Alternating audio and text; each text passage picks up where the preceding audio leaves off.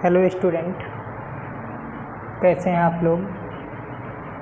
मैं नीरज कुमार पाठक एक बार फिर से आप सभी का लक्ष्य कोचिंग ऑनलाइन क्लासेस में हार्दिक स्वागत करता हूं। जैसा कि पिछली वीडियो में हम लोगों ने हाई स्कूल के चैप्टर फर्स्ट फिजिक्स में प्रकाश, परावर्तन तथा अपवर्तन से रिलेटेड बहुत सारी चीज़ें पढ़ ली थी। प्रकाश के बारे में पढ़ लिया था, प्रकाश के स्रोत जान लिए थे, प्रकाश के गुण हम लोगों ने जान लिए थे और प्रकाशिक माध्यम जान लिया था। और उसके बाद हम लोगों ने प्रकाश किरण पुंज जान लिया था, प्रकाश किरण पुंज के प्रकार जान लिए थे।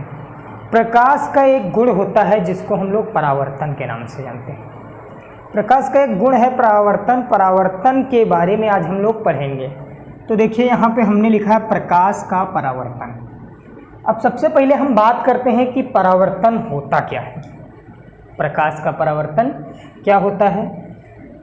तो प्रकाश की किरण, कल आपने पढ़ा था कि प्रकाश तरंग के रूप में चलता है और प्रकाश कण के रूप में चलता है। प्रकाश की किरण जब किसी माध्यम से चलकर किसी अपारदर्शी सतह से टकराती है, ये मान लीजिए एक अपारदर्शी सतह हमने ले लिया है जिसके बाहरी सतह पे हमने कलाई कर दी है और यहाँ पे आके टकराती है। टकराने के पश्चात वापस उसी माध्यम में लौट जाती है। बात को ध्यान से समझिएगा। जब प्रकाश की किरण किसी माध्यम से चलकर किसी अपारदर्शी सतह से टकराती है और टकराकर वापस उसी माध्यम में लौट जाती है। कल हमने बताया था कि अपारदर्शी जो होते हैं उसमें से प्रकाश इस पार से उस पार नहीं जाता है। तो चूंकि अपारदर्शी सतह से टकराएगा तो उस पार वापस लौट जाएगा। तो प्रकाश जब एक माध्यम से आया, किसी बिंदु पर टकराया और वापस लौट गया, तो इस परिघटना को हम लोग क्या कहते हैं? प्रकाश का परावर्तन कहते हैं। अब हम बात करते हैं कि ये किरण, जो किरण आई है इसको हम लोग बोलते हैं आपतित किरण। आपतित किरण, जो किरण परावर्तन के बाद निकल गई है उसको हम लोग बोलते हैं परावर्तित किरण।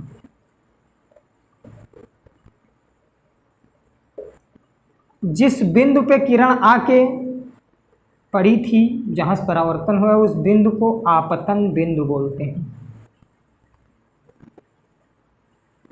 आपतन बिंदु हो जाता है। ये जो तल है इसको हम लोग परावर्तक तल बोलेंगे, क्योंकि इससे परावर्तन हुआ है इसलिए इस तल को हम परावर्तक तल बोलेंगे। यहाँ पे निर्वात है, समझ लीजिए माध्यम जो है वो निर्वात है। जो आपतन बिंदु है उस पर परावर्तक तल के अभिलंबवत एक लाइन हम खींचेंगे और उसको हम अभिलंब बोलते हैं। क्या बोलते हैं? अभिलंब बोलते हैं। Very good. अब देखिए, आपतित किरण और अभिलंब के बीच में एक एंगल यहाँ पे बनता है, इसको हम आपतन कोण बोलते हैं। क्या बोलते हैं? आपतन कोण बोलते हैं। Very good. इसको आई से रिप्रेजेंट करते हैं। फिर इसी प्रकार अभिलंब और परावर्तित किरण के बीच भी एक कोण यहाँ पे बनता है, इसको परावर्तन कोण बोलते हैं। क्या बोलते हैं? परावर्तन कोण बोलते हैं। और इसको हम स्मॉल आर से रिप्रेजेंट करते हैं।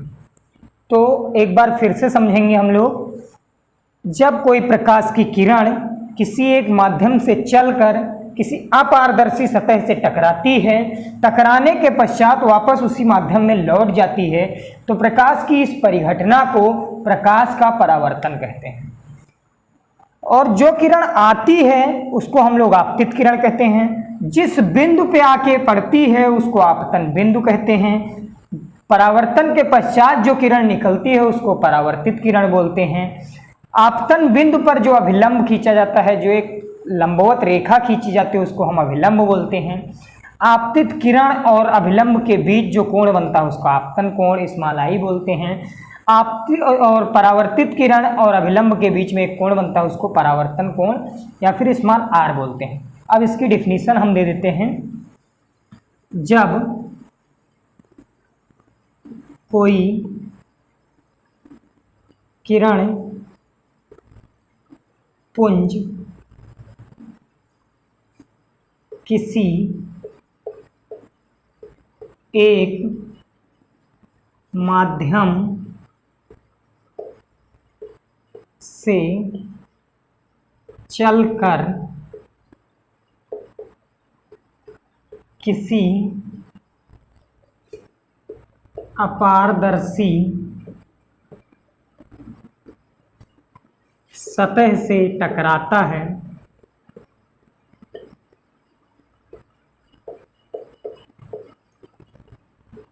और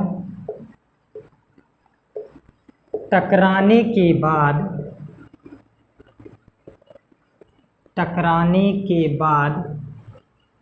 वापस उसी माध्यम में लौट जाता है।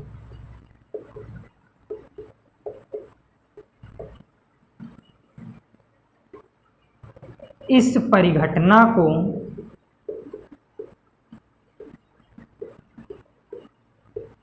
प्रकाश का परावर्तन कहते हैं।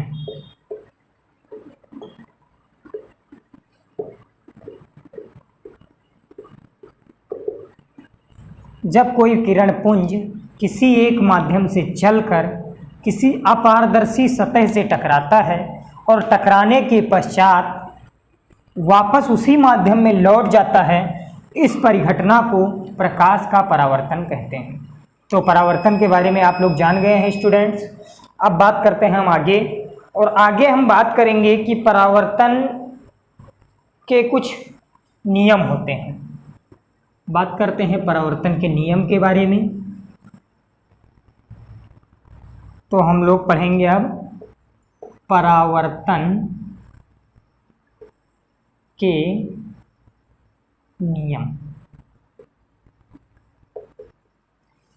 देखिए, परावर्तन के मुख्यतः दो नियम हैं। दो नियम हैं जिसमें से पहला नियम ये कहता है, पहले समझ लीजिए फिर बता रहे हैं। पहला नियम कहता है आपतित किरण तथा परावर्तित किरण एवं आपतन बिंदु पर खींचा गया अभिलंब, ये वाला अभिलंब, तीनों एक ही तल में होने चाहिए। क्या कहता है? आपतित किरण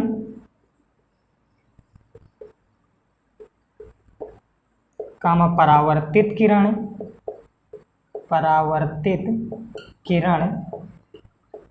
तथा आपतन बिंदु पर खींचा गया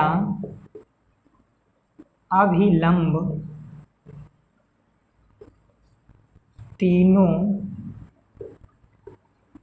एक ही तल में होते हैं। पहला नियम हो गया आपतित किरण। आपतित किरण का मतलब जो किरण आती है। परावर्तित किरण का मतलब जो परावर्तन के पश्चात निकलती है। आपतन बिंदु पर खींचा गया अभिलंब, अभिलंब वो होता है जो परावर्तक सतह के लंबवत खींचा जाता है आपतन बिंदु पर। ये तीनों क्या होना चाहिए? एक ही तल में होने चाहिए, यानी कि समतल में होने चाहिए। तो ये दोनों तीनों आपको समतल में दिख रहे हैं। दूसरा नियम क्या है? दूसरा नियम कहता है आपतन कोण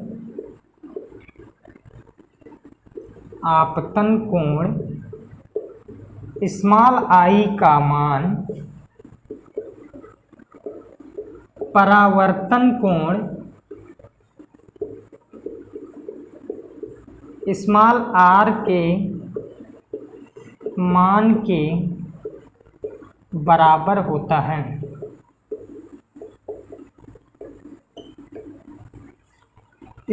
that is angle I is equal to angle are.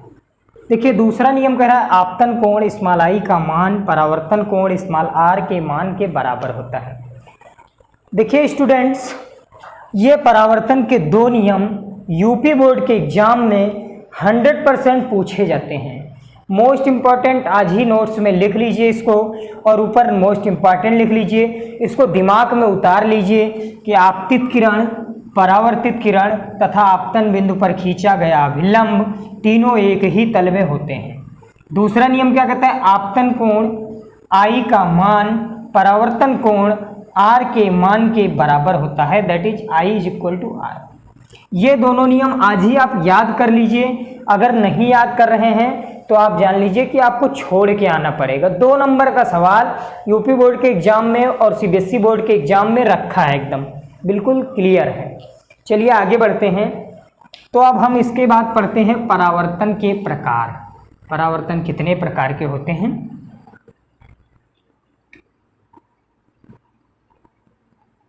परावर्तन के प्रकार। देखिए, जैसा कि अभी हमने बताया है आपको कि ये समतल है, एक समतल ले रहे हैं और इस पे प्रकाश की किरण आती है, पड़ती है, उसके बाद परावर्तित होती है। जरूरी नहीं है कि जो किरण पड़े वो परावर्तन समतल पे आके ही पड़े और परावर्तन हो। तो जब आप, हो सकता है खुरदरी सतह पर पड़े, उबड़ खाबड़ हो जहाँ पे, वहाँ भी परावर्तन होगा। तो इस प्रकार सतह के आधार पर परावर्तन जो है वो 2 प्रकार का होता है। एक परावर्तन का नाम होता है नियमित परावर्तन और दूसरे परावर्तन का नाम होता है अनियमित परावर्तन। अनियमित परावर्तन, ये है नियमित परावर्तन।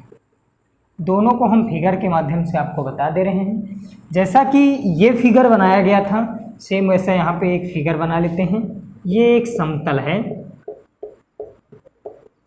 इस पर एक किरण यहाँ पे आके गिरी तो वो यहाँ पे परावर्तित हो गई। दूसरी किरण आके मान लीजिए यहाँ गिर रही है तो वो किरण इधर चली जाएगी परावर्तित होकर। तीसरी किरण यहाँ आके गिर रही है तो वो इधर चली जाएगी परावर्तित, और यहाँ गिर रही है तो वो इधर चली जाएगी। ये किरणें ऐसे परावर्तित होती चली जाएंगी। इस प्रकार के परावर्तन को क्या कहते हैं? नियमित परावर्तन कहते हैं, क्योंकि इसमें क्या है, एक समतल पे आके किरणें गिर रही हैं और वहाँ से निकल रही हैं परावर्तित होके। अब उसके बाद हम देखेंगे दोस्तों कि अनियमित परावर्तन क्या होता है। तो जैसा कि नाम से पता चलता है, जब नियमित परावर्तन में आपको समतल पे परावर्तन कराना है तो अनियमित में बिल्कुल क्लियर बात है कि उबड़ खाबड़ पे होगा। जैसे इस तरह की कोई जमीन है, अब एक किरण आई यहाँ पड़ी तो वो यहाँ परावर्तित होकर निकल गई, दूसरी किरण आई यहाँ पड़ी तो वो यहाँ परावर्तित होकर निकल गई। तो देखिए इसका परावर्तन क्लियर नहीं जा रहा है, इसका परिवर्तन एक वे बिल्कुल क्लियर ऑर्डर में चल रहा है। इसका परावर्तन जो है, अब दूसरी इसके बाद ये चली यहाँ आगे तो ये इस तरीके से निकल गई। तो इसका परावर्तन जो है वो अनियमित परावर्तन कहलाता है, जो खुरदरी सतहों पर परावर्तन होता है। तो आप जान गए स्टूडेंट्स, परावर्तन जान गए, प्रकाश का परावर्तन क्या होता है, परावर्तन कितने प्रकार का होता है वो जान गए, और परावर्तन के नियम भी जान गए। परावर्तन के 2 नियम होते हैं, उसको आप जान चुके हैं। पहला नियम हमने बताया है, आपतित किरण, परावर्तित किरण और आपतन बिंदु पर खींचा गया अभिलंब तीनों एक ही तल में होने चाहिए। दूसरा नियम हमने बताया है, आपतन कोण स्मॉल I का मान परावर्तन कोण स्मॉल r के मान के बराबर होना चाहिए। आप इन दोनों नियम को एक बार फिर बता रहा हूँ, रट लीजिए, बिल्कुल 100% रट लीजिए, ये आएंगे यूपी बोर्ड के एग्जाम में। और भी बहुत सारे क्वेश्चन हैं इसमें जो आते रहते हैं, तो आप बने रहेंगे वीडियो में हमारे साथ, अंत तक देखते रहेंगे वीडियो को। और इसके बाद हम बात करते हैं प्रतिबिंब की। इसके बाद हम बात करेंगे प्रतिबिंब की, कि प्रतिबिंब क्या होता है।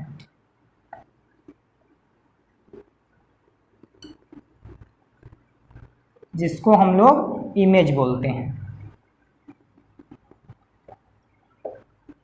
तो प्रतिबिंब आप जानते हैं, हमने आपको पिछली वीडियो में बताया था, जब प्रकाश की किरण किसी वस्तु पे पड़ती है तो वहाँ से वो परावर्तित होती है किरण और हमारी आँखों में आती है, और हमारी आँख में पीछे के साइड में रेटिना लगा हुआ है। वो रेटिना क्या करता है, रेटिना पे उसका प्रतिबिंब बनता है। जैसा प्रतिबिंब बनता है उस वस्तु को हम वैसे ही देख पाते हैं। यानी कि अगर परावर्तन बंद हो जाए, परावर्तन की घटना बंद हो जाए तो हम कुछ भी देख नहीं सकते, परावर्तन के कारण ही हम देख सकते हैं। लास्ट वीडियो में हमने बताया था कि प्रकाश हमारे दृष्टि ज्ञान को संवेदना प्रदान करता है। दृष्टि ज्ञान को संवेदना प्रदान करता है मतलब प्रकाश की सहायता से ही परावर्तन होता है। परावर्तन जब होगा तभी हमें चीजें दिखाई पड़ेंगी। तो अब जब परावर्तन होगा तो हमने फिर बताया कि प्रतिबिंब बनता है, लेकिन वो प्रतिबिंब जो है वो होता क्या है। तो देखिए प्रतिबिंब क्या होता है उसको अब हम बताते हैं। प्रकाश की किरण जब चलती है तो प्रकाश की किरण किसी सतह से टकराने के बाद, मान लीजिए ये एक सतह है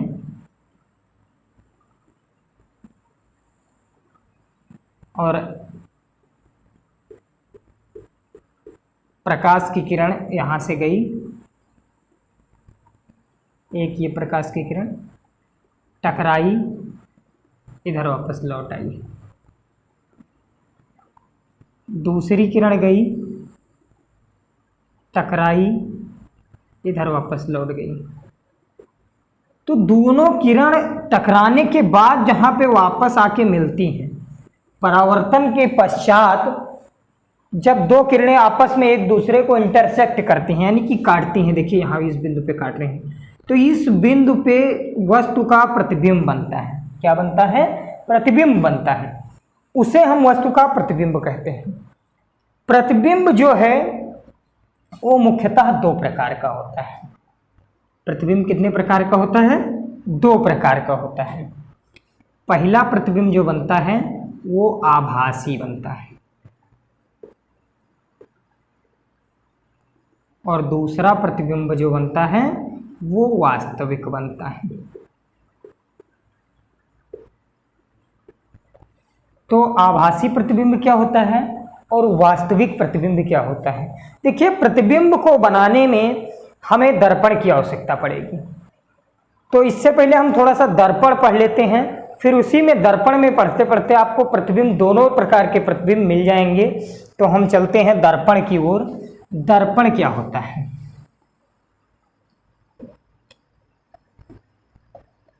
दर्पण जिसको हम लोग बोलते हैं मिरर।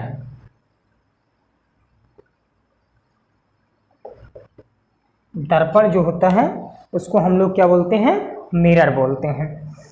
तो देखिए दर्पण वास्तव में कांच होती है, कांच का भाग होता है जिसके एक सिरे पे कलाई होती है। कलाई इसलिए किया जाता है क्योंकि आपने कल पढ़ा था कांच जो है पारदर्शी है, मतलब उसमें प्रकाश इस पार से उस पार निकल जाता है। तो जब आप कांच को रखेंगे प्रकाश के सामने तो प्रकाश उसमें से इधर से उधर निकल जाएगा। इसलिए कांच के एक भाग पर जब पारे की या चांदी की कलाई कर दी जाती है तो उसको फिर क्या बोला जाता है कि वो दर्पण हो गया। और दर्पण जो होता है वो मुख्यतः दो प्रकार का होता है। एक होता है समतल दर्पण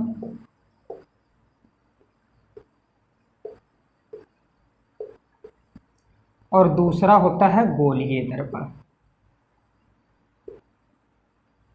अब हम लोग पढ़ लेते हैं कि समतल दर्पण क्या होता है और गोलीय दर्पण क्या होता है।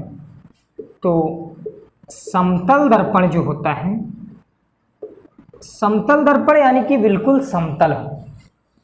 ये दर्पण क्या है? समतल है, जिसमें एक सिरे पे क्या होगा? पालिश की होगी। समतल दर्पण का यूज अधिकतर कहाँ होता है? घरों में होता है। आप लोग जानते हैं, आप लोगों के घर में जिसको हम लोग शीशा के नाम से जानते हैं, जिसमें हम लोग अपना फेस देखते हैं, चेहरा देखते हैं, सुबह का बालों में कंघी करने के लिए जिसका यूज करते हैं, वो आपका शीशा, जिसको आप शीशा के नाम से जानते हो, वो आपका क्या है? समतल दर्पण है। तो समतल दर्पण के पीछे आयरन ऑक्साइड का लाल पेंट होता है, ये आप ध्यान रखेंगे। समतल दर्पण के पीछे आयरन ऑक्साइड का लाल पेंट होता है। अब आप लोगों के मन में कुछ क्वेश्चंस बन रहे होंगे कि हाँ आप लोग सोच रहे होंगे कि सर मेरे घर पे जो शीशा है उसमें पीछे नीला पेंट है। कुछ लोग सोच रहे होंगे मेरे घर पे जो शीशा है उसमें काला पेंट है। सही है, होता है, लेकिन जो ऑब्वियसली जो होना चाहिए वो आयरन ऑक्साइड का लाल पेंट पीछे होना चाहिए दर्पण में। साइंटिफिक लैंग्वेज में यही बताया गया है। उसके बाद अब बात करते हैं और समतल दर्पण की पढ़ लेते हैं कुछ खासियत क्या क्या होती है। तो सबसे पहली बात तो समतल दर्पण में आप जानते ही हैं कि प्रतिबिंब जो बनता है वो उल्टा बनता है। प्रतिबिंब क्या बनता है? उल्टा बनता है। और बहुत सारी चीज़ें बता देते हैं आप लोगों को। तो सबसे पहले आपने सीखा कि प्रतिबिंब जो बनेगा समतल दर्पण में वो उल्टा बनेगा। दूसरी बात, उतनी ही दूरी पे बनेगा, बराबर दूरी पे आप कह सकते हैं। उतनी ही दूरी पे बनेगा जितनी दूरी पर आप वस्तु रखेंगे। समतल दर्पण है, जितनी दूर आप वस्तु रखोगे उतनी ही दूर प्रतिबिंब आपको मिलेगा। उल्टा का मतलब क्या है? यानी कि आप शीशा की तरफ मुंह करके खड़े होगे तो उसमें आपको आपका चेहरा, आपका ही डबल रोल उसमें से आपकी तरफ मुंह करके खड़ा हुआ दिखता होगा, तो वो उल्टा प्रतिबिंब है। और जो प्रतिबिंब होता है वो आभासी प्रतिबिंब होता है। समतल दर्पण में जो प्रतिबिंब होता है वो आभासी प्रतिबिंब होता है। तो आप ये भी याद रखेंगे कि समतल दर्पण में जो प्रतिबिंब बनता है वो कैसा प्रतिबिंब बनता है? आभासी प्रतिबिंब बनता है। उसके बाद और भी बात करेंगे। समतल दर्पण जो होता है वो जितना बड़ा आपको प्रतिबिंब चाहिए, जितना बड़ा आपको प्रतिबिंब चाहिए उससे आधी लंबाई का आप समतल दर्पण लें, यानी कि अपने लंबाई का डबल फिगर दिखाता है। तो समतल दर्पण के बारे में इतनी चीज़ें जान गए। एक और इम्पॉर्टेंट क्वेश्चन यूपी बोर्ड के एग्जाम में 1 नंबर में ऑब्जेक्टिव प्रश्न में पूछा जाता है, समतल दर्पण की फोकस दूरी क्या होती है? तो इसको आप लोग याद रखिएगा। समतल दर्पण की फोकस दूरी जो होती है वो अनंत होती है। समतल दर्पण की फोकस दूरी क्या होती है? अनंत होती है। तो समतल दर्पण के बारे में आप लोग जान गए। अब हम लोग पढ़ते हैं गोलीय दर्पण के बारे में। दूसरा दर्पण का जो दूसरा प्रकार है वो है गोलीय दर्पण।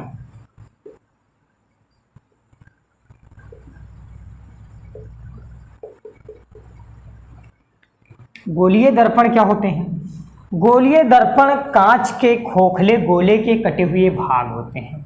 ये देखिए कांच का गोला, इसको आप इधर से काट दीजिए, एक दर्पण यहाँ से प्राप्त होगा। इसको आप इधर से काट दीजिए, एक दर्पण यहाँ से प्राप्त होगा।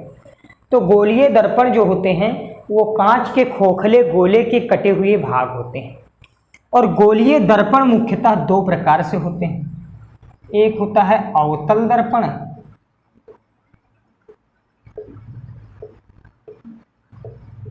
और एक होता है उत्तल दर्पण।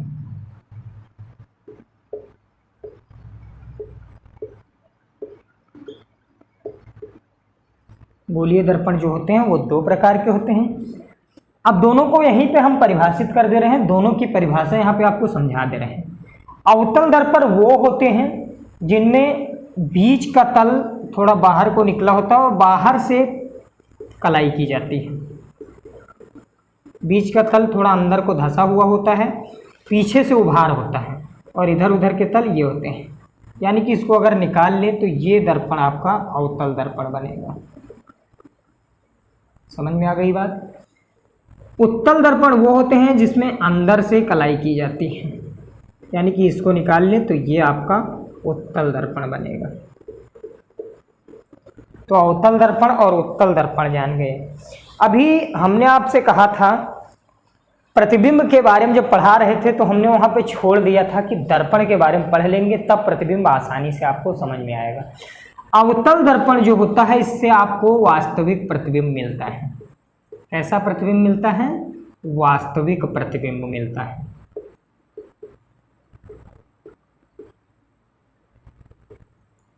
और उत्तल दर्पण जो होता है इससे आपको आभासी प्रतिबिंब मिलता है। क्या मिलता है?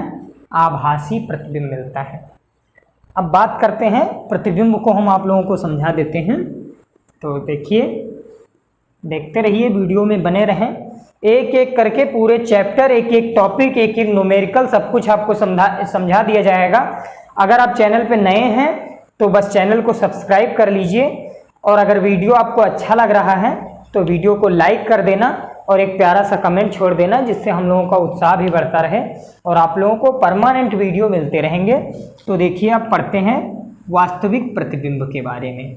जैसा कि आप लोगों को अभी हमने बताया था कि प्रतिबिंब जो होते हैं वो दो प्रकार के होते हैं, एक होता है वास्तविक प्रतिबिंब और दूसरा होता है आभासी प्रतिबिंब। तो सबसे पहले हम किसके बारे में पढ़ेंगे? वास्तविक प्रतिबिंब के बारे में। हमने आपको बता दिया है कि वास्तविक प्रतिबिंब जो होते हैं वो अवतल दर्पण के द्वारा बनाए जाते हैं। तो हम ले लेते हैं अवतल दर्पण। हमने अवतल दर्पण ले लिया, पीछे से इसके कलाई होती है, पीछे से कलाई कर दिया। देखिए, दर्पण में दर्पण से संबंधित कुछ परिभाषाएं आती हैं, उनको मैं आपको यहाँ पे डिफाइन कर दे रहा हूँ, एक एक करके बता दे रहा हूँ, आप सुन लीजिए। ये होता है दर्पण का ध्रुव। ये लिखने को नहीं आता है बोर्ड परीक्षा, लेकिन आपको याद रखना है, जो अवतल दर्पण लिया जाता है उसके बीचों बीच के बिंदु को दर्पण का ध्रुव कहते हैं। ठीक। गोलीय दर्पण यानी कि अवतल दर्पण जिस गोले का भाग होगा उस गोले का जो केंद्र होगा वो वक्रता केंद्र कहलाएगा, और इसको C से रिप्रेजेंट करते हैं। मतलब कहने का ये है, जिस गोले से इसको काटा गया होगा उस गोले का केंद्र कहीं यहाँ पे रहा होगा, तो इस गोले के केंद्र को हम क्या कहेंगे? वक्रता केंद्र कहेंगे, और उसको C से रिप्रेजेंट करेंगे।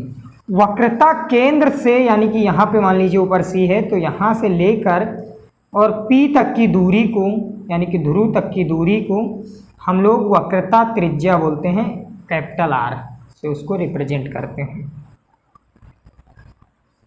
और उसके बाद अगर हम बात करें फोकस दूरी की, जो कि लिखने को आता है, यूपी बोर्ड के एग्जाम में 1 नंबर में या 2 नंबर में पूछता है फोकस दूरी से आप क्या समझते हैं। तो जब हम मुख्य अक्ष, ये जो वक्रता केंद्र को मिलाती हुई लाइन है, इसको मुख्य अक्ष बोलते हैं। मुख्य अक्ष के समांतर जब हम कोई किरण, प्रकाश किरण उस पर दर्पण पे डालते हैं, टकराने के पश्चात वो मुख्य अक्ष को जिस बिंदु पे काटती है उसको मुख्य फोकस कहते हैं, और इसको कैपिटल F से रिप्रेजेंट करते हैं। अब मुख्य फोकस और दर्पण के ध्रुव के बीच की दूरी को स्मॉल f और फोकस दूरी के नाम से जाना जाता है। तो आप फोकस दूरी कैसे लिखेंगे? लिखेंगे कि दर्पण के ध्रुव P एवं मुख्य फोकस कैपिटल F के बीच की दूरी को फोकस दूरी कहते हैं, इसको स्मॉल f से रिप्रेजेंट करते हैं, यानी कि प्रदर्शित करते हैं। तो अब हम वास्तविक प्रतिबिंब के बारे में बता रहे थे। वास्तविक प्रतिबिंब आपको अवतल दर्पण से प्राप्त करना है। अब देखिए, अवतल दर्पण में जब आप कोई किरण डालेंगे तो वो टकराने के पश्चात सीधे आएगी इधर। अब यहाँ इधर आ रही है, अपने मन से आ रही है, तो अभी जब दूसरी किरण डालेंगे वो भी आएगी तो टकराएगी, प्रतिबिंब बनेगा, ऑटोमेटिकली प्रतिबिंब बनेगा। जो प्रतिबिंब बन रहा है वो प्रतिबिंब अपने मन से, उसको हम लोग क्या बोलते हैं? वास्तविक प्रतिबिंब बोलते हैं। दूसरा प्रतिबिंब का टाइप जो है आपका आभासी प्रतिबिंब। उत्तल दर्पण जो आपका होता है, जिसको मैंने बताया था आभासी प्रतिबिंब के लिए यूज किया जाता है, इस पे अगर किरण डालें तो वो ऐसे निकल जाती है, और इसको हम डॉटेड लाइन से मिला लेते हैं मुख्य अक्ष से।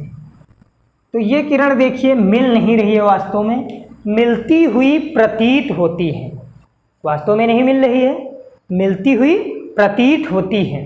तो इसको हम क्या कहेंगे? इस किरण से जो प्रतिबिंब बनेगा उसको आभासी प्रतिबिंब बोलेंगे। तो हम लोगों ने आज परावर्तन पढ़ लिया, परावर्तन के प्रकार पढ़ लिए, परावर्तन के नियम पढ़ लिया, दर्पण पढ़ लिया।